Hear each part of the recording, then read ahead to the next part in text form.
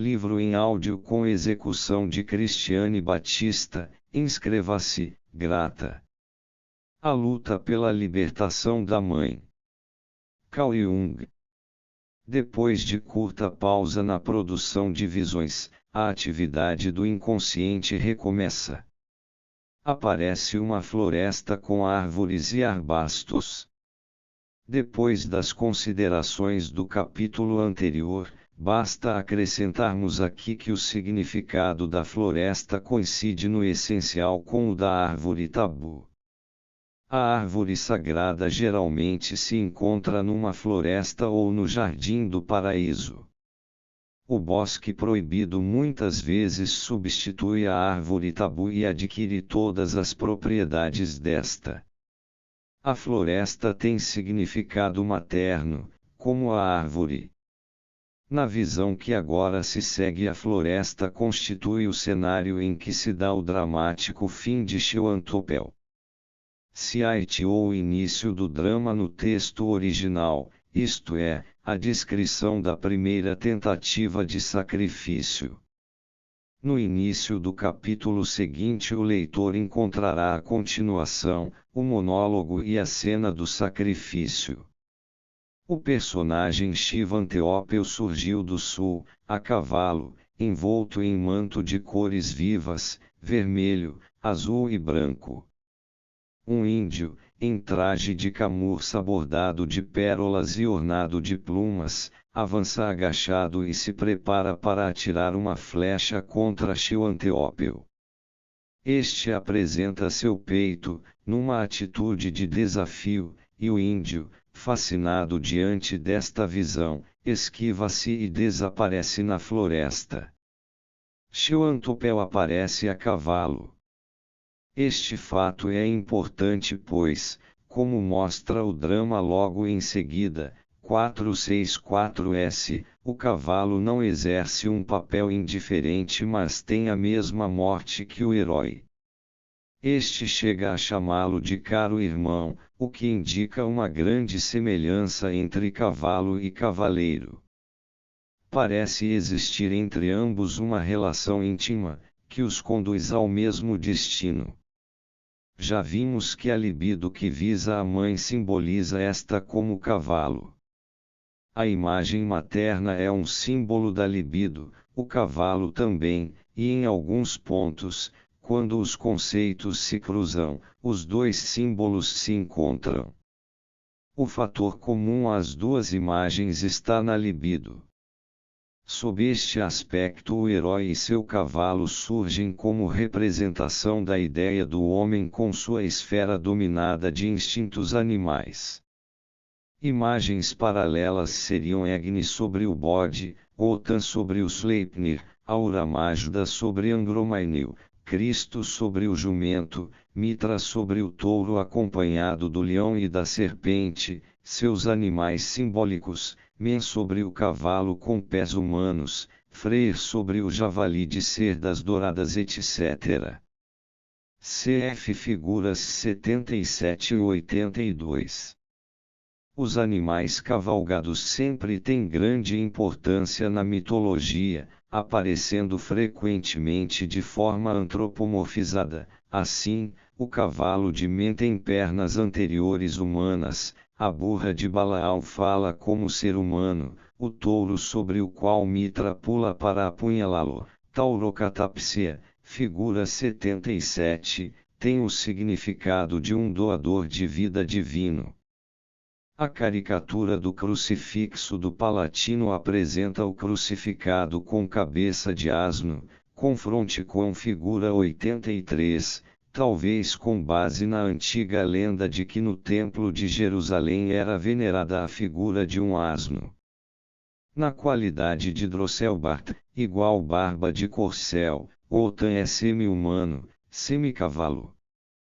Também uma antiga charada alemã mostra esta unidade entre cavalo e cavaleiro, quem são os dois que viajam para o Fi.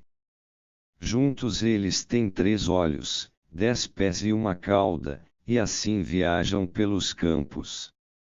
As sagas atribuem ao cavalo propriedades que psicologicamente pertencem ao inconsciente do homem. Cavalos são clarividentes e clareouvintes, mostram o caminho ao desorientado e perdido, têm propriedades proféticas. Na Ilíada, 19, o cavalo prenuncia desgraça. Cavalos ouvem palavras pronunciadas pelo morto ao ser levado à sepultura, o que os homens não ouvem. O corcel de pés humanos de César, provavelmente devido à identificação de César com o Menfrígio, anuncia a seu amo que ele conquistará o mundo. Um asno profetiza a Augusto a vitória de Actio. O cavalo também vê fantasmas. Tudo isto corresponde a manifestações características do inconsciente. Por isso também é compreensível que o cavalo, como símbolo do componente animal do homem, tenha amplas relações com Satanás. O diabo tem casco de cavalo, em determinadas circunstâncias também aspecto de cavalo. Em momentos críticos, ele mostra seu caráter infernal, assim como no rapto de Redin repentinamente Sleipnir aparece por detrás do manto de Wotan. Assim como o mar monta no adormecido, também o diabo o faz, por isso se diz que aquele que tem pesadelos está sendo montado pelo diabo. Na versão persa o diabo é a cavalgadura de Deus. O diabo também representa o instinto sexual, por isso aparece em forma de bode ou cavalo na festa das bruxas. A natureza sexual do diabo se transmite também ao cavalo, razão porque este símbolo ocorre em contextos em que só esta interpretação faz sentido. Lembramos que Loki procria em forma de corcel, assim como o diabo, que faz a mesma coisa em forma de cavalo, como o velho deus do fogo. Também o relâmpago é representado com aspecto teriomorfo. Uma paciente histérica inculta contou-me que em criança tinha pavor de tempestades, porque onde caía um raio ela via em seguida um enorme cavalo preto que chegava até o céu. A saga hindu menciona o cavalo trovão de Yama, o deus dos mortos, que mora com seu inferno no sul, a mítica região das tempestades. No folclore germânico também se diz que o diabo, como deus relâmpago, lançaria o casco de cavalo, relâmpago, sobre os telhados. De acordo com o significado da tempestade como fecundação da terra, o relâmpago e o casco de cavalo têm significado fálico.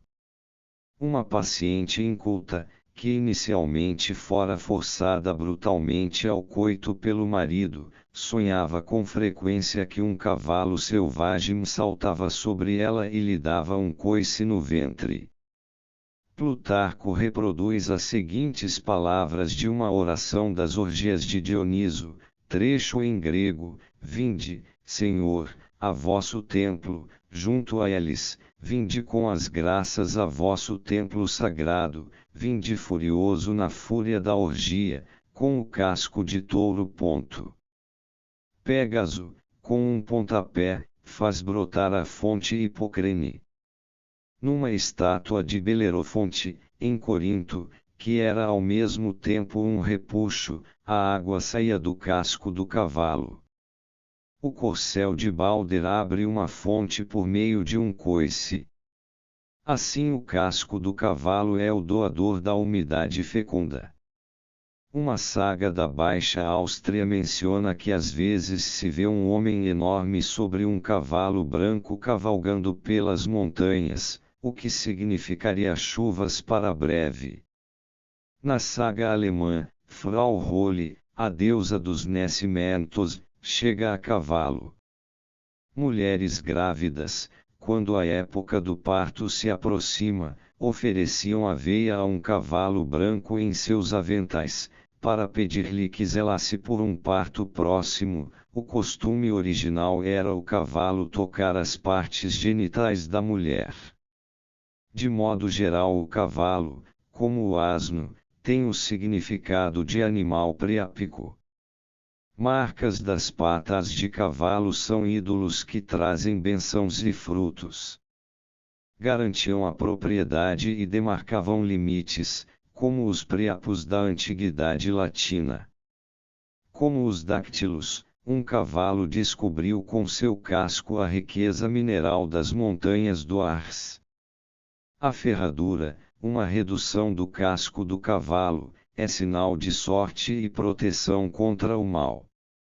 Na Holanda, um casco de cavalo é dependurado na estrebaria para afastar feitiços. O efeito análogo do falo é conhecido, daí os falos nos portões. A perna de cavalo era um excelente para-raios, segundo o princípio do similia similibus. Figura 82. O Otan sobre o Sleipnir de 8 pernas. Pedra tumular de Tjangvid, Gotland, Suécia, cerca de 1000. Figura 83. Caricatura do crucifixo.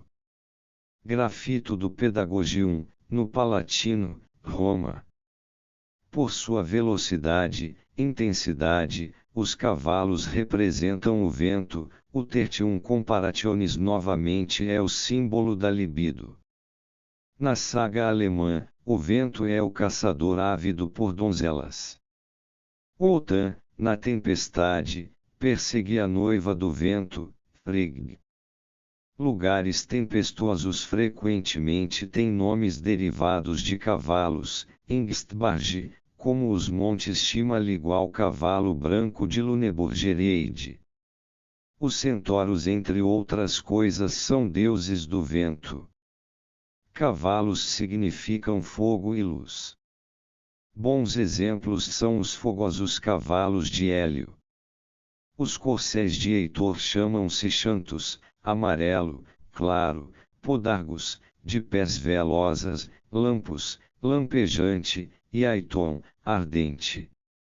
Siegfried transpõe Vaberlohe, o valo em chamas, sobre o corcel trovão Grani, descendente de Sleipnir e que absorve, só ele, o fogo da Vaberlohe.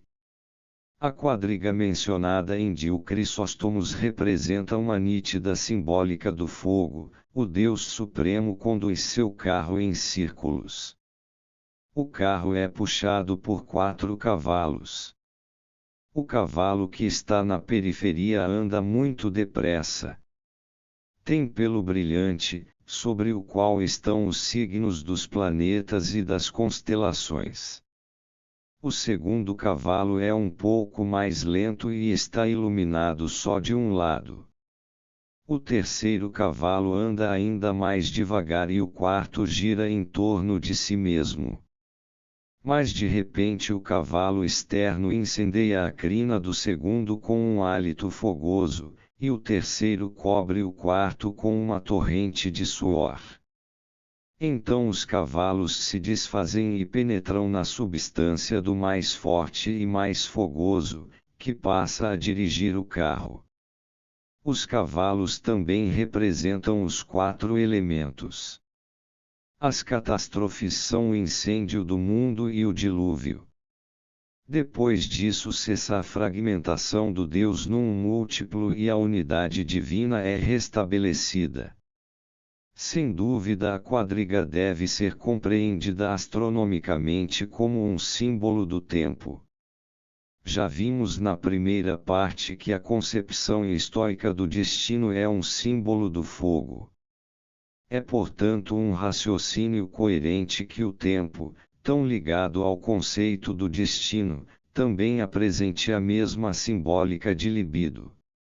A Brihadaranyaka Upanishad, I, 1s, p382s, diz, o rubor da aurora, deveras, é a cabeça do corcel sacrificial, o sol é seu olho, o vento seu hálito, sua goela é o fogo universal, o ano é o corpo do corcel sacrificial. O céu é seu dorso, a atmosfera sua cavidade abdominal, a terra, a saliência de seu ventre, os púlulos são seus flancos, os entrípolos suas costelas, as estações do ano, seus membros, os meses e quinquênios suas juntas, dias e noites são seus pés, as constelações, sua ossatura, as nuvens, sua carne. O alimento que ele digere são os desertos de areia, os rios, suas artérias, o fígado e os pulmões são as montanhas, as ervas e árvores, seus cabelos, o sol nascente é sua dianteira, o poente sua traseira. O oceano é seu parente, o oceano, seu berço. Figura 84 Aian com o sinal do zodíaco, Roma, século 2/3. Aqui encontramos o cavalo como símbolo do tempo, também como o universo todo. Na religião mitraica encontramos um estranho deus do tempo, o Aian, confronte com figura 84, também chamado Crono ou deus Leontocéfalos, porque sua representação estereotipada é uma figura humana com cabeça de leão, em postura rígida, e envolto por uma serpente, cuja cabeça, passando por detrás, se projeta para a frente sobre a cabeça de leão. A figura tem uma chave em cada mão, sobre o peito a belemnite, no dorso estão as 4 asas dos ventos, e ainda pode trazer o zodíaco no corpo. Acrescentam-se um galo e ferramentas. No saltério de Utrecht carolíngio, calcado sobre modelos antigos, Saeculum Aion é representado como homem nu com uma serpente na mão. Como já diz o nome, ele é um símbolo do tempo composto de imagens da libido. O leão, o signo zodiacal para o maior calor de verão, é o símbolo da concupiscentia efrenata, da cupidez máxima. Minha alma urra com a voz de um leão faminto, diz Mechtild von Magdeburg. No mistério de Mitra a serpente muitas vezes é mostrada como antagônica ao leão, o que corresponde ao mito universal da luta do sol com o dragão. No livro dos mortos, do Egito, Tum é designado como gato porque como tal luta contra a serpente Apófis. O envolvimento pela serpente é, como vimos, a deglutição, a penetração no ventre materno. Assim o tempo é definido pelo ocaso e pelo nascer do sol, isto é, pela morte e pela renovação da libido, o despertar e a extinção do consciente. O acréscimo do galo novamente indica o tempo e o das ferramentas a criatividade do tempo, Durei Creatrice, em Bergson. Oromaides, Aura Mazda, e Ariman são criados por Svankarana, a duração infinitamente longa. O tempo, coisa vazia e puramente formal, no mistério, portanto, é expresso pelas transformações da força criadora, da libido, que correspondem à realidade física de ser idêntica ao curso do processo energético. Macróbio diz, a cabeça do leão indica o momento presente, porque sua condição é igualmente forte e ardente. Filon de Alexandria ao que parece está melhor informado, os homens maus consideram o tempo como Deus, porque querem esconder o ser essencial de Deus. Os homens com ideias erradas consideram o tempo como causa do cosmos, os sábios e bons contudo veem a Deus e não o tempo, como causa. Em Firdose o tempo frequentemente é símbolo de destino. Mas o texto hindu, mencionado acima, vai mais longe, aqui o cavalo símbolo encerra o universo, o parente e o berço do cavalo é o mar, a mãe é idêntica à alma universal. Assim como Ayano representa a libido através do envolvimento, portanto, no estado de morte e renascimento, também o berço do cavalo é o mar, isto é, a libido está na mãe, no inconsciente, morrendo e renascendo. Já vimos que o cavalo está relacionado à simbólica da árvore através do Yggdrasil. O cavalo também é uma árvore dos mortos. Na Idade Média o esquife chamava-se cavalo de São Miguel, e em neopersa a palavra usada para caixão mortuário quer dizer cavalo de pau. O cavalo também faz o papel de Psichopompos, é o animal usado para cavalgar para o outro mundo. Mulheres cavalos vêm buscar as almas, valquírias. Canções neogregas falam de Caronte a cavalo. Mais uma forma de símbolo deve ser lembrada: ocasionalmente o diabo anda sobre um cavalo de 3 pernas. A deusa da morte Hela em tempos de peste também anda sobre um cavalo de 3 pernas. 3 pernas tem também o asno gigante que está no lago pluvial Vourukasha, cuja urina purifica a água do lago e cujos relinchos fazem com que todos os animais úteis se tornem prenhes e todos os animais nocivos abortem.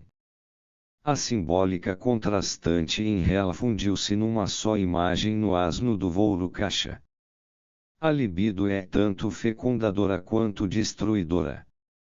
Um índio se aproxima do herói do drama de Miss Miller, pronto para atingi-lo com uma flecha. Mas Antopel expõe o peito ao inimigo, numa atitude soberba. Este quadro lembra a autora da cena entre Cassius e Brutus no Júlio César de Shakespeare. Surgiu um mal-entendido entre os dois amigos, Brutus acusando Cassius de negar-lhe o dinheiro para as legiões. Cassius, sensível e irritado, lamenta-se: vem, Marco Antônio, vem, jovem Otávio. Vingai-vos em Cassius só, pois Cassius está cansado deste mundo, odiado por alguém que ele ama, desafiado por seu irmão, repreendido como um escravo. Todos os seus erros observados, anotados num diário, decorados, para jogar entre meus dentes. Oh! Eu poderia chorar meu espírito através de meus olhos. Aqui está meu punhal, e aqui meu peito nu, dentro dele um coração, mais caro que a mina de Plutas, mais valioso do que ouro. Se fores um romano, arranca-o. Eu que ouro te neguei, meu coração ofereço, ataca-me, como atacaste outrora a César, pois eu sei que quando mais o odiavas, o amavas mais do que jamais amaste a Cassius. O presente material ficaria incompleto se não mencionássemos que este discurso de Cassius tem várias analogias com o delírio agonal de Cyrano. Cassius, porém, é muito mais teatral. Há mesmo alguma coisa de infantil e histérico em sua atitude. Brutus não pensa em matá-lo, mas lhe dá uma ducha fria com o seguinte diálogo: Brutus, guardai vosso punhal, sede rancoroso, se quiserdes, tendes carta branca, fazei o que quiserdes, a afronta seja considerada um capricho. Ó Cassius, sois semelhante a um cordeiro que nutre ódio, assim como o seixo, o fogo, que, muito forçado, mostra fugaz fagulha e logo esfria. Cassius. Vivi para ser apenas escárnio e riso de meu Brutus, enquanto mágoa e mau humor me afligem. Brutus. Quando assim falei, também estava de mau humor. Cassius. Reconheceis tanto. Dai-me vossa mão. Brutus. E meu coração também. Cassius. Ó Brutus. Brutus. O que pedes? Cassius. Não me amais bastante para ser despaciente. Quando aquele humor arrebatado, que da mãe herdei, faz esquecer-me. Brutus. Sim, Cassius, e doravante.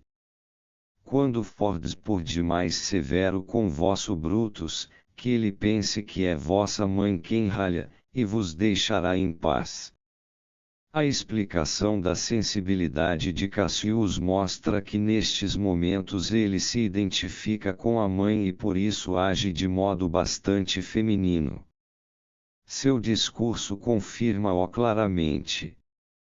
Pois sua submissão feminina, carente de amor, desesperada, a vontade masculina e obstinada de Brutus, faz este observar carinhosamente que Cassius é semelhante a um cordeiro, isto é, sua personalidade ainda apresenta um traço de inaptidão proveniente da mãe. Sem dificuldade reconhecemos aqui uma disposição infantil caracterizada, como sempre, por uma prevalência da imago dos pais, no caso a imago materna. Um indivíduo é infantil porque se libertou insuficientemente ou não se libertou do ambiente da infância, isto é, da adaptação aos pais, razão por que lide perante o mundo como uma criança perante os pais, sempre exigindo amor e recompensa afetiva imediata. Por outro lado, identificado com os pais devido à forte ligação aos mesmos, o indivíduo infantil comporta-se como o pai e como a mãe. Ele não é capaz de viver como ele mesmo e encontrar sua própria personalidade.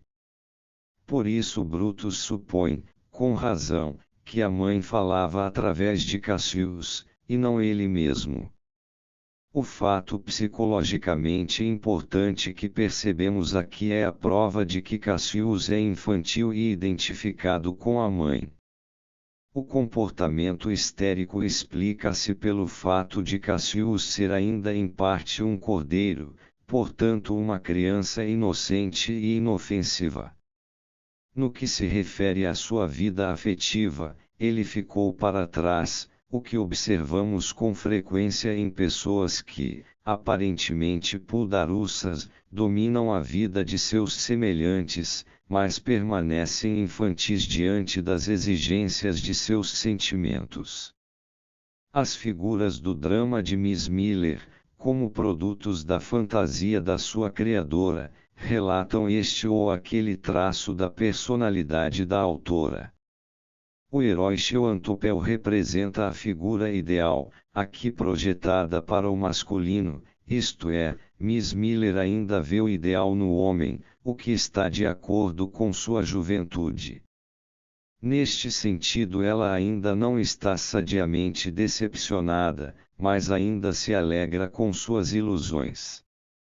Ela ainda não sabe que sua figura ideal deveria ser de natureza feminina, pois uma tal figura lhe diria respeito. O ideal representado através do homem não a obriga a nada, apenas possibilita pretensões fantásticas. Se o ideal fosse de seu sexo, ela poderia descobrir que não corresponde inteiramente a ela. Isto seria incômodo, mas salutar. O gesto de Cyrano por certo é bonito e convincente, o de Cassius é teatral. Os dois heróis querem morrer de forma impressionante, o que Cyrano consegue. Esta inclinação para a morte antecipa o fim inevitável da ilusão de que o outro seria o personagem ideal. Sua figura ideal, ao que parece, pretende mudar sua localização e eventualmente transferir-se para a própria autora. Isto seria um ponto muito crítico em sua vida. Quando uma figura tão vital como um ideal se prepara para a transformação, é como se fosse morrer. Ela produz então no indivíduo pressentimentos de morte e sentimentos melancólicos dificilmente compreensíveis, aparentemente infundados. Estas tendências já aparecerão no Canto da Mariposa, mas aqui tem uma definição mais precisa. Seu mundo infantil quer terminar, para ser substituído pela fase adulta. A vontade de morrer das jovens muitas vezes só é uma expressão indireta, a pose permanece, mesmo se a morte ocorrer realmente, pois até a morte pode ser dramatizada.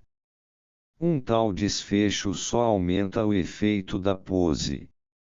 É fato conhecido que o ponto culminante da vida é representada pela simbólica da morte, pois o crescer além de si mesmo significa uma morte. Como ser infantil, Miss Miller não pode tomar consciência da meta de sua vida, não pode estabelecer objetivos ou normas pelas quais se sente responsável. Por isso também ainda não está pronta para enfrentar o problema do amor, pois este exige consciência e responsabilidade, visão e previsão. É uma decisão para a vida, que termina com a morte. Amor e morte têm muito em comum. Figura 85. A morte como arqueira, detalhe. Mestre de 1464, Escola Alemã. O gesto altivo com que o herói se oferece à morte pode bem ser uma expressão indireta que visa a piedade do outro e assim resvala no frio menosprezo, como o de Brutus. Também o gesto de Xantopel é suspeito, pois a cena de Cassius, que lhe serve de modelo, revela indiscretamente que a coisa toda não passa de infantilidade. Pois quando o gesto é excessivamente teatral, ele levanta a suspeita fundamentada de que não é sincero, que no fundo há um desejo oposto com objetivos bem diferentes. Ao contrário da natureza inativa dos símbolos precedentes, no drama agora a libido assume uma atividade ameaçadora, pois descortina-se um conflito em que uma parte ameaça a outra com a morte. O herói, como imagem ideal da sonhadora, está pronto para morrer, ele não teme a morte. Pela personalidade infantil deste herói, estaria realmente na hora de sair de cena. A morte deve atingi-lo em forma de uma flechada. Como os heróis muitas vezes são eles mesmos grandes arqueiros ou sucumbem a tiros de flecha, vale a pena perguntar o que significa a morte por flechadas. Confronte com figura 85. Na biografia da freira histérica e estigmatizada Catarina Emmerich lemos a seguinte descrição de seu sofrimento: já no noviciado, como presente de Natal de Cristo, ela contraiu uma doença cardíaca que muito a atormentou todo o tempo de sua vida religiosa.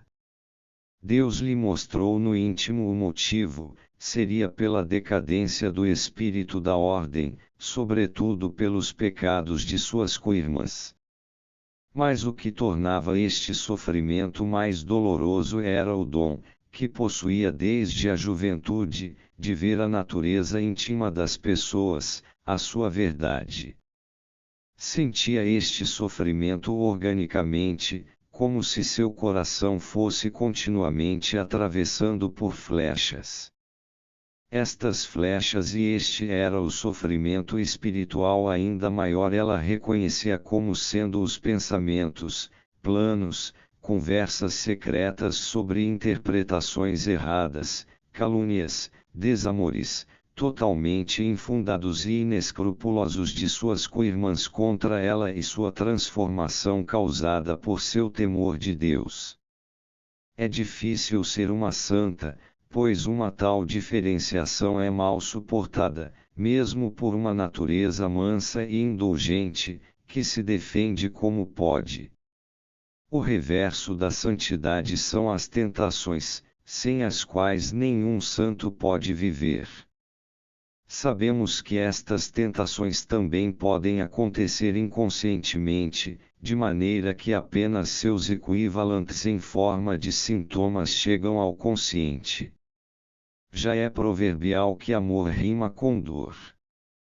Sabe-se há muito que a histeria coloca uma dor física no lugar de uma dor espiritual não sentida, isto é, reprimida. Isto o biógrafo de Catarina Emmerich reconheceu mais ou menos corretamente. Só que a interpretação de Emmerich, como sempre, se baseia numa projeção, são sempre os outros que falam mal dela, e isto lhe causa as dores. Na verdade, a situação é outra, a renúncia a todas as alegrias da vida, esta morte antes do desabrochar, é o aspecto doloroso em geral, e são em particular os desejos não satisfeitos e as tentativas da natureza de romper o cerco da repressão, sem a qual uma tal diferenciação seria impossível. Naturalmente, os mexericos e bisbilhotices das co-irmãs sempre insinuam carinhosamente estes pontos sensíveis, dando à santa a impressão de ser esta a causa de seu sofrimento. Ela não poderia saber que o boato frequentemente assume o papel do inconsciente que, como um hábil adversário, sempre visa as lacunas reais de nossa armadura desconhecidas por nós mesmos.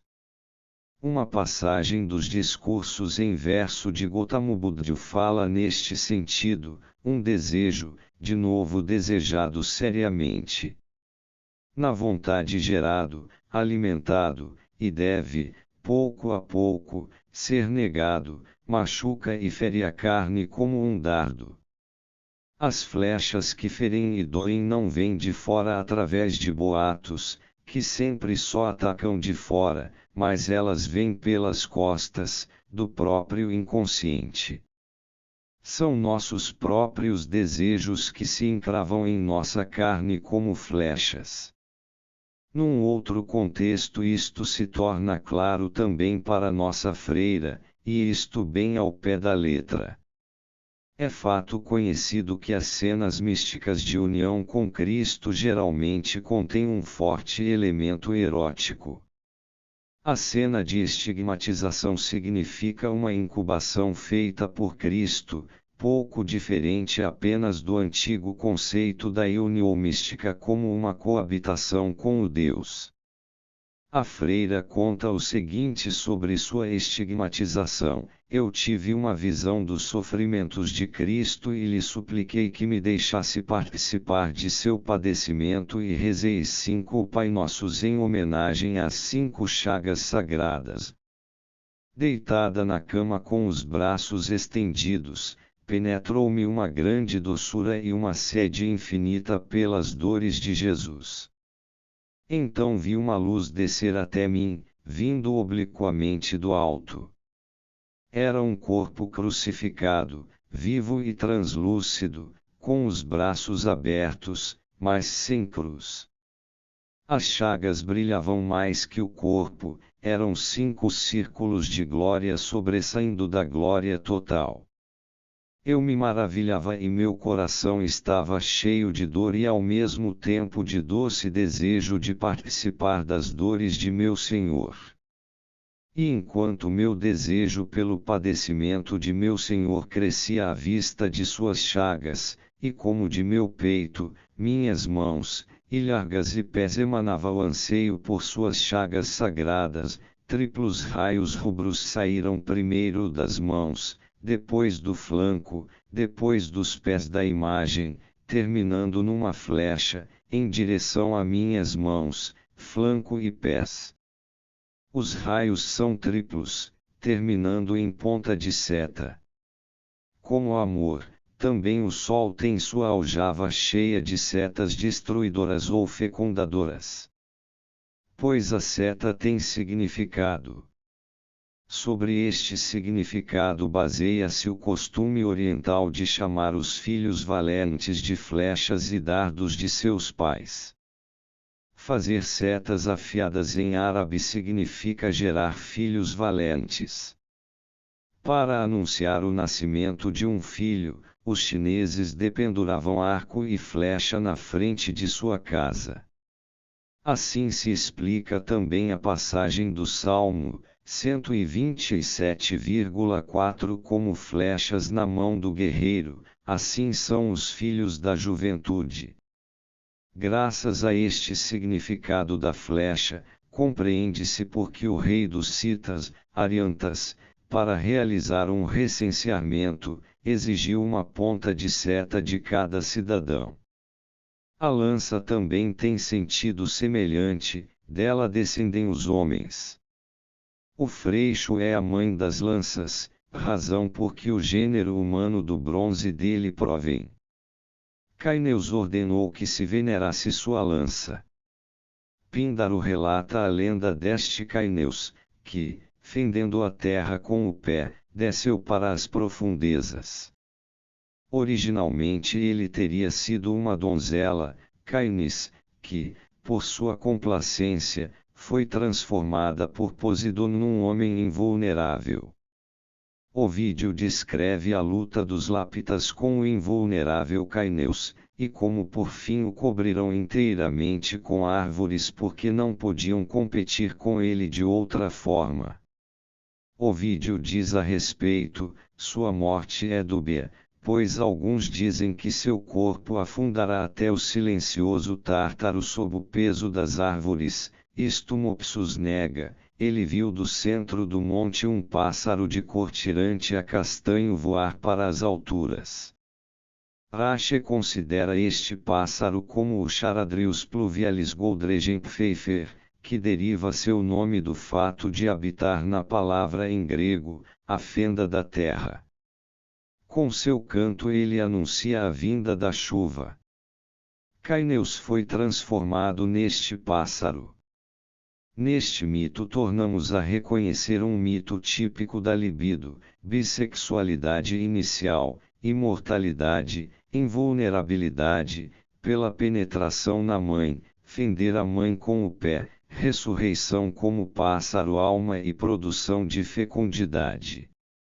Se este herói faz com que seja venerada sua lança, é de se pensar que ela seja um símbolo válido e equivalente. Sob este ponto de vista compreendemos a passagem de Jó, mencionada na primeira parte, 71, sob um novo prisma. Deus entrega-me à custódia dos ímpios, arroja-me em mãos criminosas. Vivia eu tranquilo, quando me esmagou, agarrou-me pela nuca e me triturou. Fez de mim seu alvo. Suas flechas uniam em torno de mim, atravessou-me os rins sem piedade e derramou por terra meu fel. Abriu-me com 1000 brechas e assaltou-me como um guerreiro. Aqui Jó exprime o sofrimento espiritual causado pelo ímpeto de desejos inconscientes, a libido fere sua carne, um Deus cruel apoderou-se dele e o transpassa com seus dardos dolorosos, com pensamentos que o assaltam irresistivelmente. Esta mesma imagem encontra-se também em Nietzsche, estendido, enregelado, qual semi-morto a quem se aquecem os pés sacudido, ó! Por ignoradas febres, trêmulo diante de agudas flechas geladas, por ti caçado, pensamento inenarrável, oculto, horroroso. Tu, caçador por entre nuvens. Fulminado por ti, olho sarcástico, que me olhas do escuro, assim me retorço, contorço, atormentado por todos os eternos martírios, atingido por ti, cruel caçador, tu, estranho Deus. Fere mais fundo. Fere ainda uma vez. Rasga, dilacera este coração. Por que este torturar com flechas embotadas? Por que tornas a olhar incansável de sofrimento humano, com teus olhos relampejantes de malícia? Matar tu não queres, só torturar, torturar. Não são necessárias grandes explicações para reconhecer nesta alegoria a imagem do mártir sacrificado a Deus, como já vimos nas crucificações mexicanas e no sacrifício de Odin. A mesma imagem nos aparece no martírio de São Sebastião, onde a delicada carne do jovem santo revela toda a dor da renúncia que a sensibilidade do artista nela projetou. Pois o artista não pode impedir que um pouco da psicologia de sua época penetre em sua obra. O mesmo vale, em grau maior, para o símbolo cristão, o crucifixo atravessando pela lança, a imagem do homem da era cristã torturado por seus desejos e crucificado em Cristo. Outra poesia de Nietzsche mostra que não se trata de uma tortura vinda de fora que aflige o homem, mas que ele mesmo é seu próprio caçador, imolador e faca imoladora. Nela o aparente dualismo se desalava no conflito da alma empregando a mesma simbólica. Ó Zaratustra, cruel Nimrod! Há pouco ainda, caçador de Deus, rede colhedora de todas as virtudes, seta do mal. Agora por ti mesmo caçado, tua própria presa, em ti mesmo encravado. Agora solitário contigo, bipartido no próprio saber, entre centenas de espelhos, falso diante de ti mesmo, entre centenas de lembranças, incerto, em cada ferida cansado, em cada frio gelado, estrangulado em tuas próprias cordas, autoconhecedor, autoimolador. Porque te amarraste com a corda de teu saber. Porque te atraíste ao paraíso da velha serpente. Porque te insinuaste em ti. As flechas mortais não atingem o herói de fora, mas é ele que caça, combate e martiriza a si próprio. Nele mesmo, instinto se voltou contra instinto razão porque o poeta diz, encravado em ti mesmo, isto é, ferido pela própria flecha. Uma vez que reconhecemos a flecha como símbolo da libido, compreendemos também a imagem de encravar, é um ato de união consigo mesmo, uma espécie de autofecundação, também uma autoviolação, um suicídio. Por isso Zaratustra pode chamar-se de carrasco de si mesmo, autoimolador, como Odin, que se sacrifica a Odin. Mas não podemos formular este psicologema de modo excessivamente voluntarístico, o homem não se impõe propositadamente este tormento, mas ele lhe acontece. No entanto, se atribuirmos ao homem o inconsciente como parte de sua personalidade, devemos admitir que ele realmente esbraveja contra si mesmo. Mas enquanto o simbolismo de seu sofrimento é arquetípico, isto é, coletivo, isto pode ser considerado como sinal de que um tal homem não mais sofre em si mesmo, mas no espírito de sua época. Ele sofre por uma causa objetiva, impessoal, seu inconsciente coletivo, que ele tem em comum com todos. O ferimento pela própria flecha significa, portanto, um estado de introversão. Já sabemos o que isto quer dizer, a libido penetra em seu próprio fundo, uma conhecida alegoria de Nietzsche, e encontra ali, no escuro, o substitutivo para o mundo exterior, que ela abandonou, o mundo das recordações, entre centenas de recordações, entre as quais as mais fortes e que causam maior impacto são as mais precoces. É o mundo da criança, aquele estado paradisíaco da primeira infância, do qual a lei do rolar do tempo nos expulsou. Neste reino subterrâneo dormitam sentimentos pátrios e as esperanças de todo o vir a ser. Como Henrique em Die Versunkeniglock, de Gerhard Hauptmann, diz sobre sua obra-prima, canta uma canção, perdida e esquecida, uma cantiga pátria, uma infantil cantiga de amor, do fundo poço dos contos emergida, conhecida por todos e, no entanto, inaudita. Mas o perigo é grande, como diz Mefistófeles, pois a profundidade é atraente. Quando a libido abandona a claridade do mundo, seja por sua própria decisão, seja pela diminuição da força vital ou pelo destino, ela volta a seu próprio fundo, para a fonte da qual um dia brotou, e retorna àquela brecha, o umbigo, pela qual um dia penetrou neste corpo. Esta brecha chama-se mãe, pois é dela que nos veio a corrente da vida.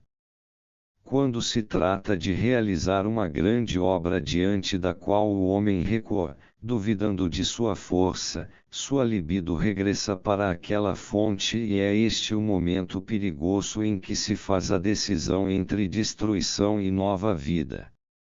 Se a libido fica presa no reino maravilhoso do mundo interior, o homem se transforma em sombra para o mundo exterior, ele está como morto ou gravemente doente.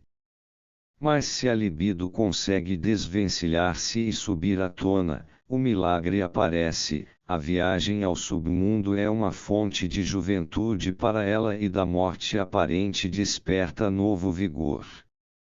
Este raciocínio é representado por um mito hindu. Certa vez Vishnu entrou em êxtase e neste estado de torpor gerou Brahma, que saiu do umbigo de Vishnu sentado numa flor de lótus como num trono e trazendo os Vedas, confronte com figura 86, os quais lia avidamente. Nascimento da ideia criativa a partir da introversão. Mas pelo êxtase de Vishnu um terrível dilúvio cobriu a terra. Deglutição e fim do mundo pela introversão. Um demônio, aproveitando a oportunidade, roubou os Vedas de Brahma e os ocultou nas profundezas. Brahma acordou Vishnu, que, transformando-se num peixe, confronte com figura 87, mergulhou nas águas, lutou contra o demônio, venceu-o e reconquistou os Vedas. Figura 86 A flor de lótus nascendo do umbigo de Vishnu, com Brahma. Relevo de Hampi, Madras, Índia. Este raciocínio primitivo descreve a penetração da libido na esfera íntima da alma, no inconsciente. Aí, pela introversão e regressão da libido constelam-se conteúdos que antes eram letuntos. Como mostra a experiência, são as imagens primárias, arquétipos, que pela introversão da libido foram tão enriquecidas com recordações individuais, que o consciente pode percebê-las, assim como uma rede cristalina latente na água-mãe se torna visível pelo bombardeio das moléculas. Como tais introversões e regressões naturalmente só ocorrem nos momentos em que nova orientação e adaptação se tomam necessárias, o arquétipo constelado é sempre a imagem primária da emergência do momento. Por mais infinitamente diferentes que as diversas situações possam parecer a nosso raciocínio, suas possibilidades nunca ultrapassam os limites naturais e sempre possuem formas que se repetem mais ou menos tipicamente.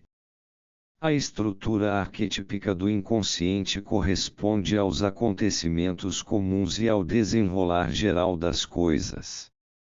As alterações que atingem o homem não são de uma multiplicidade infinita, mas representam variantes de certos tipos do acontecer. O número destes tipos é limitado. Quando sobrevém uma situação de calamidade, um tipo correspondente a esta emergência se constela no inconsciente. Como este é luminoso, isto é, possui uma energia específica, ele atrai os conteúdos do consciente, ideias conscientes, através dos quais se torna perceptível e assim pode tornar-se consciente. Quando ele entra no consciente, isto é sentido como inspiração e revelação ou como ideia salvadora. A grande experiência desta correlação tem por consequência que, numa situação de calamidade, o mecanismo de introversão é posto em funcionamento artificialmente através de atos rituais que significam preparo espiritual, tais como mádias, oferendas, invocações, orações, etc. Estes atos rituais têm a finalidade de dirigir a libido para o inconsciente e assim obrigá-la à introversão. Quando a libido se volta para o inconsciente é como se voltasse para a mãe, contra o que se opõe o tabu. Mas como o inconsciente é uma grandeza que está além da mãe, apenas simbolizado por ela, o medo do incesto deveria ser vencido para atingir aqueles conteúdos salvadóreis, as preciosidades dificilmente alcançáveis. Como o filho desconhece sua tendência ao incesto, esta é projetada sobre a mãe, respectivamente sobre seu símbolo. Mas como o símbolo da mãe não é ela mesma, na verdade não há possibilidade de incesto e com isto o tabu está fora de cogitação como motivo de resistência. À medida que a mãe representa o inconsciente, a tendência ao incesto, sobretudo se aparece como um anseio pela mãe, por exemplo Star e Gilgamesh, ou pela Anima, por exemplo, Criseide e Philoctete, ela representa uma exigência do inconsciente de ser levado em consideração. A sua rejeição geralmente tem consequências desfavoráveis, suas forças instintivas, se não forem levadas em consideração, se revoltam, isto é, Criseide transforma-se numa cobra venenosa. Quanto mais negativa for a posição do consciente para com o inconsciente, tanto mais perigoso se torna este último. A maldição de Criseide se realiza, pois Philoctete, aproximando-se do altar, segundo uma versão, feriu-se no pé com sua própria flecha envenenada, e segundo outra versão, melhor e mais amplamente documentada, foi mordido no pé por uma cobra venenosa. A partir de então começa a fenecer. Figura 87 Vishnu como peixe. Figura em zinco, Índia, século XIX. O ferimento típico, que também destrói Re, é assim descrito num hino egípcio: a idade do deus lhe movia a boca, jogou-lhe saliva sobre a terra, e o que ele cuspiu caiu no chão. Ísis amassou-a com sua mão juntamente com a terra que lhe aderia, ela moldou um venerável verme, transformando-o numa lança. Não o enrolou vivo em torno de seu rosto, mas o jogou enrolado no caminho pelo qual o grande Deus caminhava à vontade, através de seus dois reinos. O venerável Deus apareceu esplêndido, os deuses que serviam o faraó o acompanhavam e ele passeava como todos os dias. Então o verme venerável o picou. O divino Deus abriu a boca e a voz de sua majestade chegou até o céu. E os deuses exclamaram: vê. Ele não pôde responder, seu queixo batia, todos os seus membros tremiam e o veneno inundou sua carne como o Nilo inunda suas terras. Neste hino o Egito nos revela uma versão primitiva do tema da picada da serpente. O envelhecimento do sol no outono, como imagem da velhice humana, é atribuído simbolicamente a um envenenamento pela serpente. A mãe é acusada de causar a morte do deus Sol por sua traição. A serpente simboliza o enorme númen da mãe, e de outros demônios, que mata, mas ao mesmo tempo representa a única possibilidade de proteção contra a morte porque ela também é a fonte da vida. Assim só a mãe pode salvar o mortalmente doente, razão por que o hino conta a seguir como os deuses foram convocados para deliberar, e Ísis também veio, com sua sabedoria, cuja boca está cheia de hálito de vida, cuja fala afugenta o mal e cuja palavra anima aquele que não mais respira. Disse ela: o que é isto, o que é isto, Divino Pai? Vê, um verme te fez mal. Dize-me teu nome, Divino Pai, pois viverá o homem que é chamado por seu nome.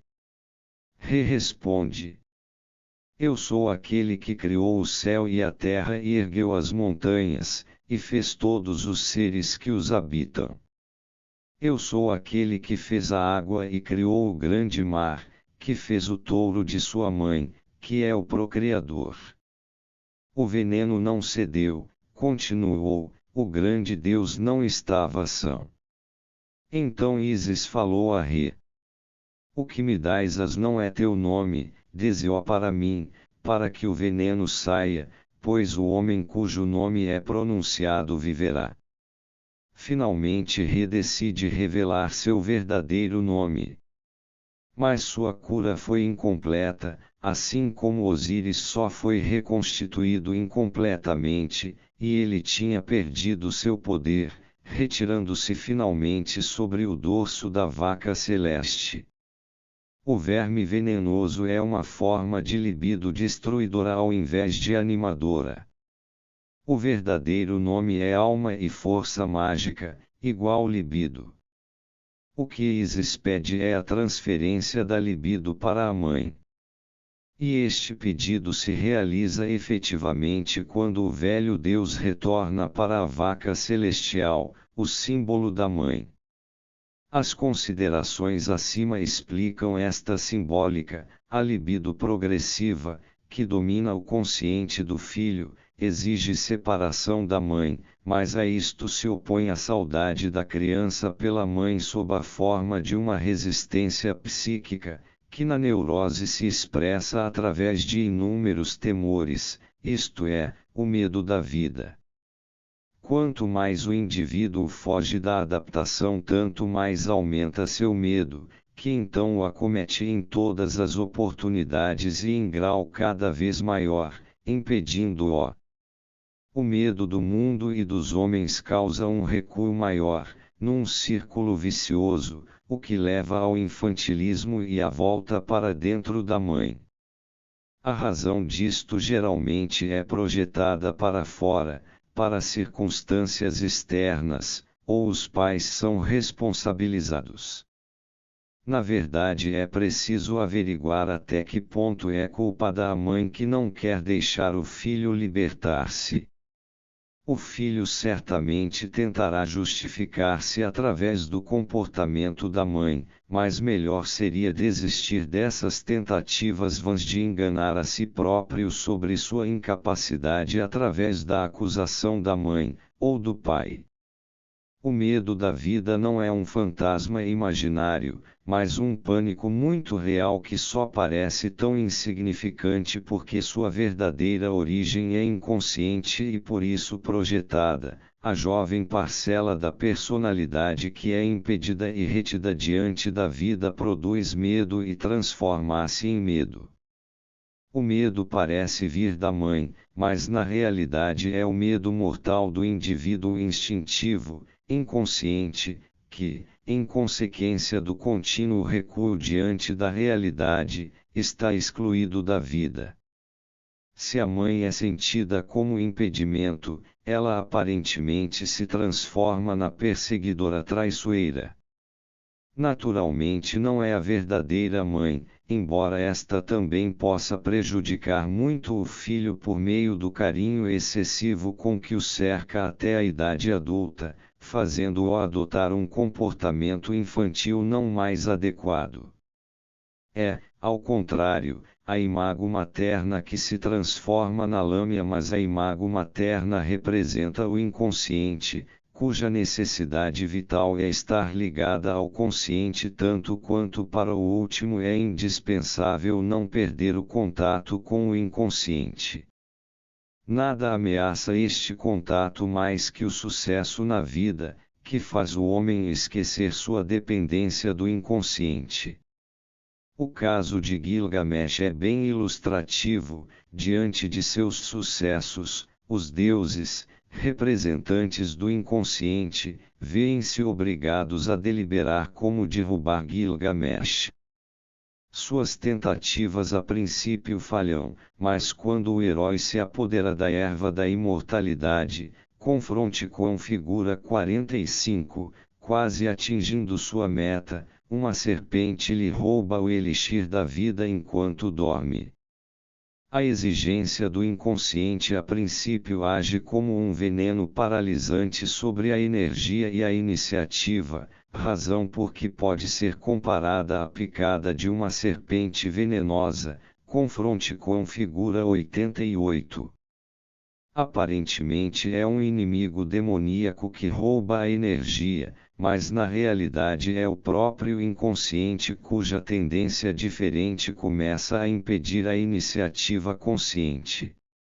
A causa deste fenômeno muitas vezes é bastante obscura, tanto mais porque se complica com inúmeras circunstâncias, condições e causas secundárias, como por exemplo com tarefas externas difíceis, decepções, insucessos, com a diminuição da resistência pela idade, com problemas familiares que compreensivelmente causam depressões etc. Mas segundo o mito, seria a mulher que secretamente paralisa o homem, que não mais pode libertar-se e volta a ser criança junto a ela. É significativo também que Ísis, como irmã esposa do deus Sol, produz o animal peçonhento com a saliva do deus. A saliva, como todas as secreções do corpo, tem significado mágico, igual libido. Com a libido do deus ela molda o animal através do qual ela o enfraquece e o torna seu dependente. Dalila age de modo semelhante cortando os cabelos de Sansão, os raios do sol, e assim tira a força do herói. Esta mulher diabólica do mito na realidade é a irmã esposa mãe, o elemento feminino no homem, que na segunda metade da vida inesperadamente se manifesta e tenta forçar certa modificação da personalidade. Descrevi esta modificação em parte no meu trabalho de Lebenswende. Trata-se em parte de uma feminização do homem e uma masculinização da mulher. Esta modificação muitas vezes ocorre sob circunstâncias trágicas, em que a força do homem, seu logos, se volta contra ele e, por assim dizer, o trai. O mesmo acontece com o correspondente eros da mulher. O homem se petrifica e persiste prejudicialmente na posição assumida até então.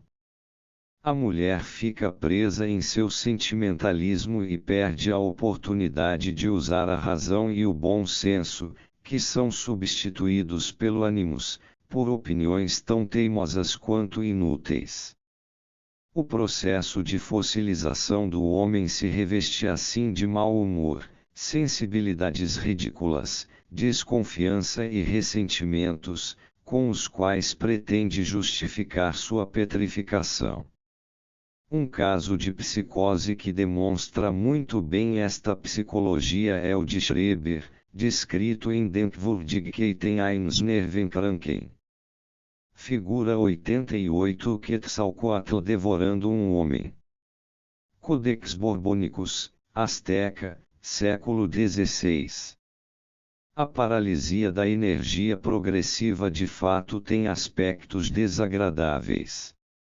Ela aparece como coincidência indesejável ou mesmo como catástrofe, que naturalmente se deseja evitar. Em geral, a personalidade consciente se revolta contra a manifestação do inconsciente e combate suas reivindicações que, como se percebe nitidamente, não se dirige apenas aos pontos fracos do caráter masculino, mas ameaça também a virtude principal, a função diferenciada e o ideal.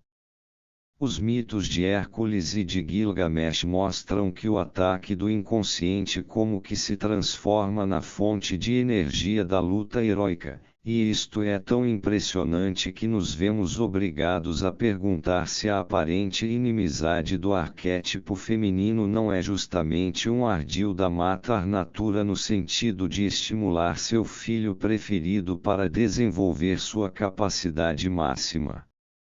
Hera, com sua perseguição, estaria então no papel da severa senhora alma que impõe a seu herói o trabalho mais árduo, ameaçando-o de destruição se ele não realizar seu feito máximo, transformando-se naquilo que em potencial sempre foi.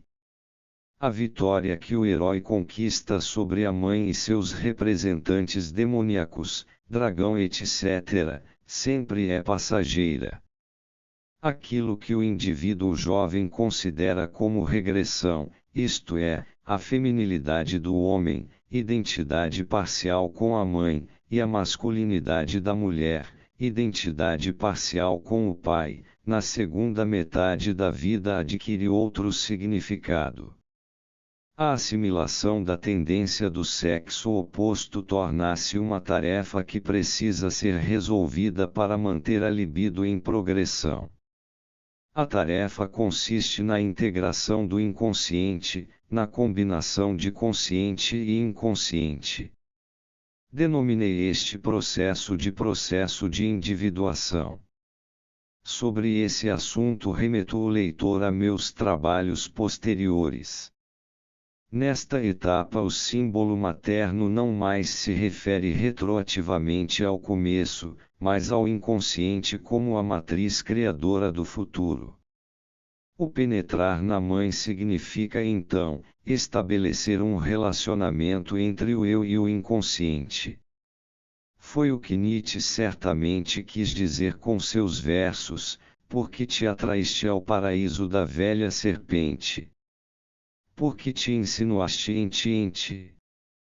Um enfermo agora, por veneno de serpente, um prisioneiro agora, da mais dura das sortes, trabalhando encurvado em tua própria mina, encovado em ti mesmo, cavando a ti mesmo, desajeitado rígido, um cadáver, soterrado por 1000 cargas, sobrecarregado por ti, um sabedor.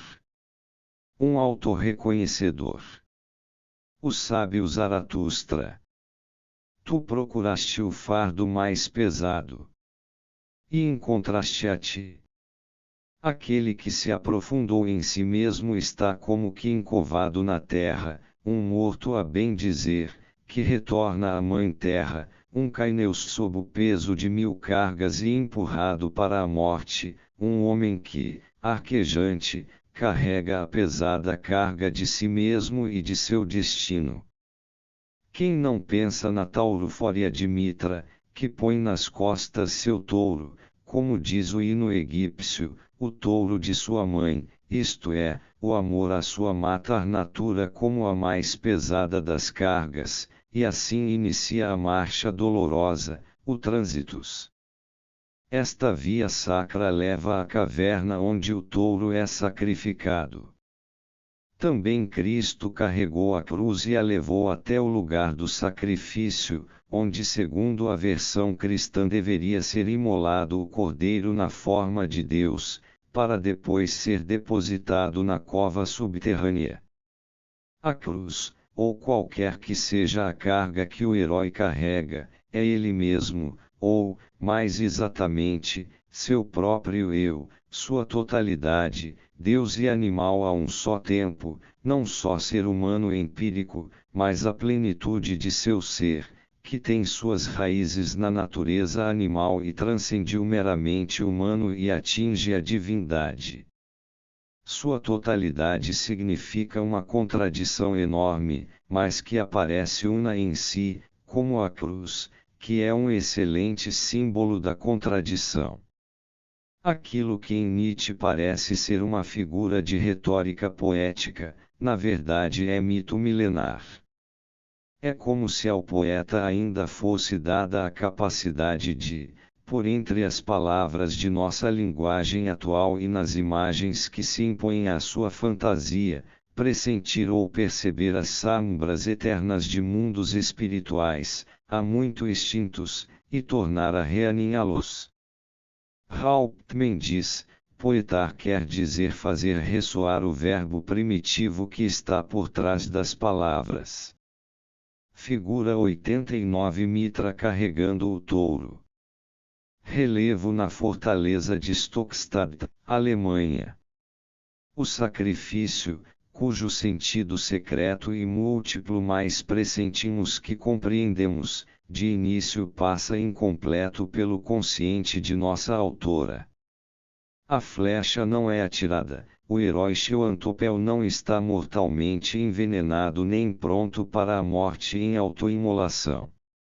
Desde já podemos dizer que, de acordo com o material de que dispomos, este sacrifício significa o desvinculamento da mãe, a renúncia a todos os vínculos e restrições do tempo da infância que a alma trouxe para a idade adulta.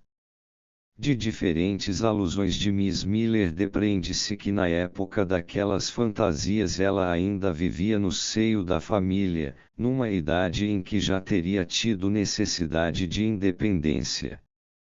É característico, por isso, que a origem de suas fantasias esteja associada a uma grande viagem, portanto ao afastamento de seu ambiente de criança.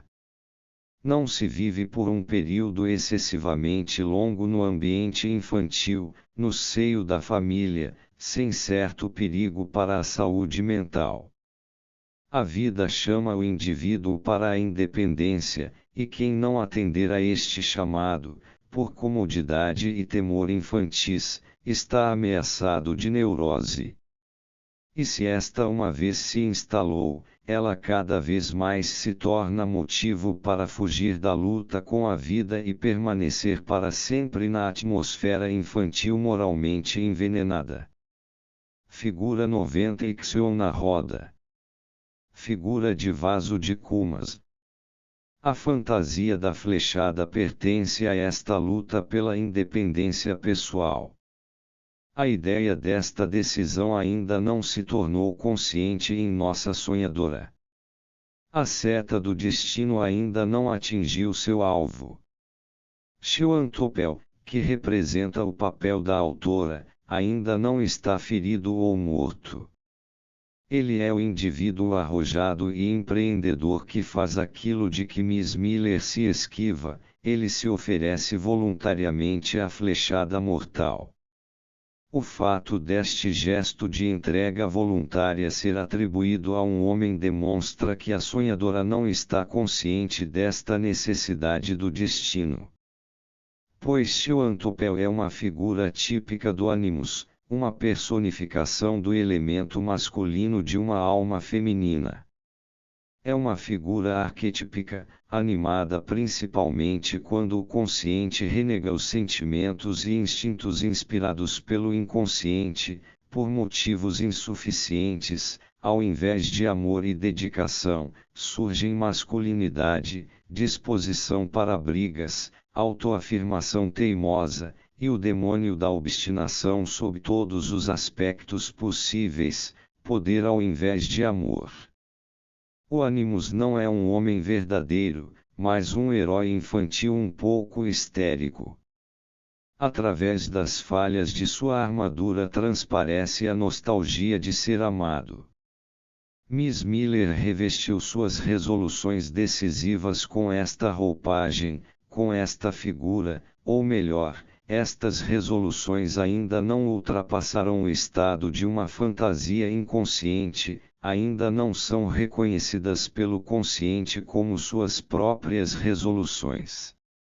O fato de o assassino se impressionar com o gesto heroico de Xantopel significa que a morte em si oportuna deste herói substituto foi adiada, quer dizer, o consciente ainda não está pronto para tomar uma decisão independente, mas prefere o inconsciente e para isso inconscientemente faz política de avestruz. Schwantopel deve cair para que a capacidade de decisão, ainda presa no inconsciente e que por enquanto ainda sustenta a frágil figura do herói, venha a integrar-se no consciente. Pois sem a cooperação do inconsciente e suas forças instintivas, a personalidade consciente seria demasiado fraca para desvencilhar-se do passado infantil e atrever-se a penetrar num mundo estranho com suas possibilidades imprevisíveis.